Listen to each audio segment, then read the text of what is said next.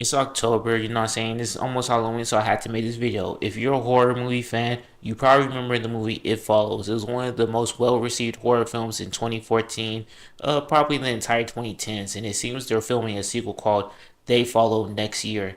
And I need to get my jokes off before that happens. You ever watch a horror movie where you think the characters are kind of stupid, but you give them, you give them a pass because if they use common sense, the movie would be short and probably wouldn't start to begin with. That's kind of how I feel about It Follows. The solution's obvious. It's unpleasant, but obvious. The villain of this movie is an STD demon, but unlike actual STDs, it doesn't multiply, it just gets transferred.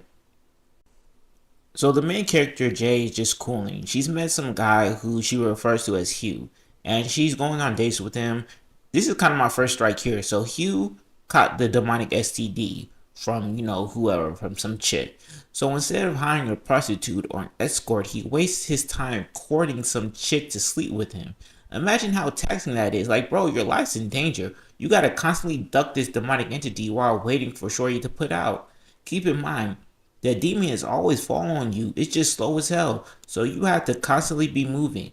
The demon can be anyone. Bro, I'm sorry. I'm getting rid of this demon expeditiously.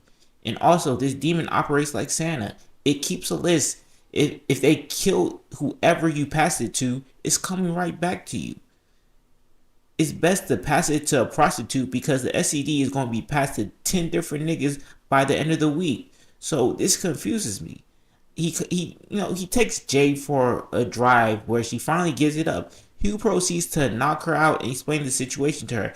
How is this preferable to passing it to a prostitute? You had to sit there and wait for the STD demon to come and find y'all just to show her that it's real. Now he gotta explain it to her and hope she believes him, and he needs her to pass it along because if she dies, he just did all that work for nothing. So bro just drops her barely walking at his home and prays for the best. Brilliant plan.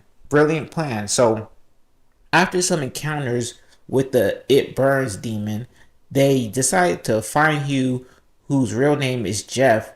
Why did they need to find Jeff? I don't know. He pretty much already told her everything. But turns out old boy got the demonic clap from some one night stand he had with some chick at the bar. So dude can have one night stands, but he can't sleep with a prostitute to literally save his life. I would have smacked Jeff talking about I didn't mean to hurt you. That's literally what your intention was. Like you planned this instead of hitting the corners like a regular person would. Jeff tells her to take a long drive so she can think about what she wants to do. What is there to think about? I would have came back with a switch. They drive to a beach. After a day of staying at the beach, the demon shows up and starts throwing hands. So Jay and the rest of them decide to run inside a barn. And I gotta say this. Why do they always run into closed off locations? The thing walks at you. It doesn't run at you. You don't need to hide from it. Nor can you. So what's the point? Just briskly walk to your car and leave. They start shooting at the demon, which does mostly nothing to it. It eats the bullets like vitamins. After realizing that she can't hide, Shorty does the only logical thing. She runs to the car and leaves her whole gang. But be for real, she could have waited for them if we're gonna be honest. That demon was not catching them. This dumb chick though ends up crashing anyways. But of course she does. It's not a horror movie if some chick doesn't trip or crash the car. Shorty wakes up in the hospital. She's lucky the demon didn't get her stupid ass yet, honestly. While in the hospital, though, she decides to pass it on to Gray. Not a bad idea to pass it on since you're, in the hospital and you're helpless. Bad idea to pass it on to Gray. Greg doesn't even believe anything supernatural is happening, so he's not going to take the proper precautions. And he's your neighbor. As soon as the SCD demon is done with bro, it's coming for you. You're right next door. You're a walk across from the street. Like, bad idea. It's like the Reaper meme where he exits, a door and goes straight into the next one.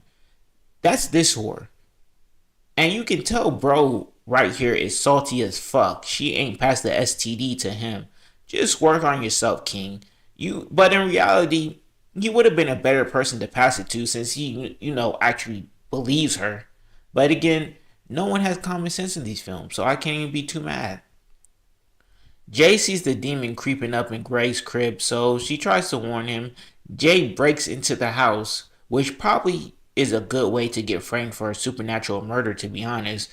But she's screaming at Greg to not open the door, and I don't. Did this nigga just not hear her screaming to not open the door, or did he just choose to properly ignore her? Cause he opens the door and immediately gets killed by the demon posing as his half naked mom with her tits out. That was kind of a weird scene, but whatever. Greg is dead. What a waste.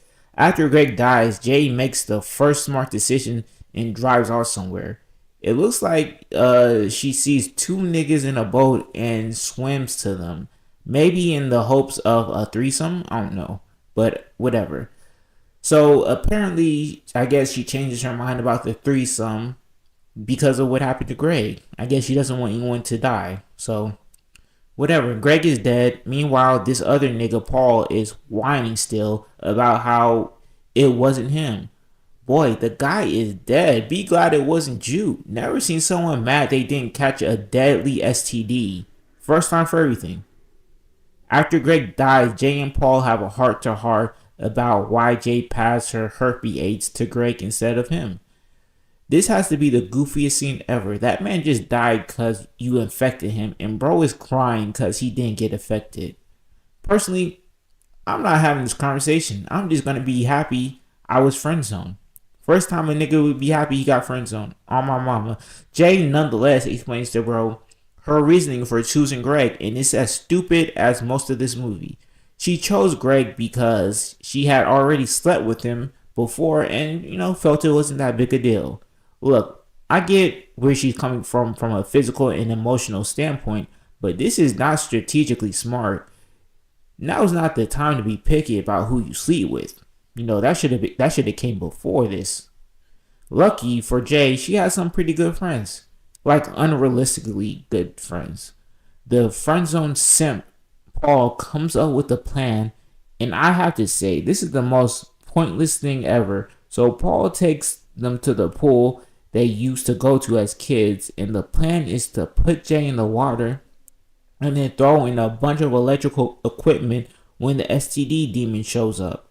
Now, obviously, there's more than a few ways this could go wrong in my mind. They have electrical equipment plugged in. What if the demon just decides to push one in? That's where my brain went watching this. And surprise, surprise, that's exactly what happens. Lucky for Jay's dumbass, she didn't get electrocuted. But now she has this STD demon eating stuff at her.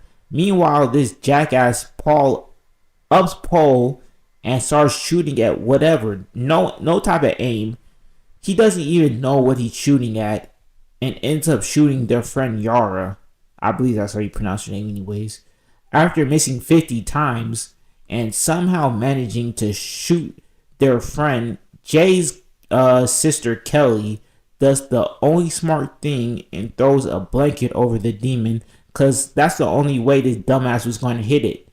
After finally killing the demon, Jay finally decides to pass the curse to Paul. So it's clear they're not convinced that they killed the demonic being. Which makes sense, since they already tried shooting it before. So this begs the question, what was the point of going to the pool? They just be doing shit. Paul is finally, doing what I would have done in driving by some nighttime street dwellers. But I guess he chickens out. So stupid. I don't know what time period this movie takes place in. I'm assuming 2014, which means Tinder has been a thing for 2 years. I can understand not wanting to sleep with a prostitute, but this is life or death. Meanwhile, Yara, the girl who Paul shot, I wonder how they explained that to the hospital, by the way. Can you just go to the hospital with a bullet in you and the cops not get involved? Because Paul definitely shot her. For some reason, Yara's dumbass is reading a literature piece about death. Like, shorty, read the room. So, there you go. End of the story. Jay and Paul walk off into the sunset with an STD demon walking right behind them, right around the corridor, threatening to end their lives. Happy ending. Like, should they maybe not be together constantly or something? I don't know. But yeah, interesting movie, I suppose. Stupid movie, but interesting nonetheless. Honestly, if I had to choose which horror movie to live in, I'd definitely choose this one because they have it good compared to everyone else, especially compared to them smile niggas. I'd survive this easily. Mostly because I rarely get any type of hoes. But even if on the rare occasion I get burnt by one of these hoes, I know exactly what I'm doing. Escorts are getting cracked every day of the week just to be safe. Might have to burn through my savings, but hey, we're surviving one way or another. And it's not like in the movie Smile where you have the opportunity to get rid of the curse because if you die, all it does in it follows this movie, all it does is go back to the nigga who gave it to you in the first place and so on.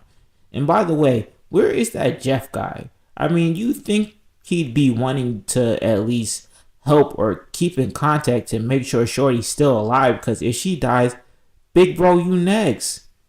Is my guy just constantly living in fear, not knowing what's going on, if the demon could get him at any time while he's sleeping, or maybe impersonate someone he knows? Like, seriously, he should be in constant contact with her and be of some type of use, bro. He just disappears the entire movie. Hopefully, in They Follow, they're not as stupid, but I doubt it. Otherwise, there would be no movie. But, wait, what if because Jay and Paul keep trading this STD demon between each other, and the AIDS demon just gets annoyed by it and splits into two entities, and that's why it's called They Follow. That'd be pretty funny, doing all that extra shit just to make it worse.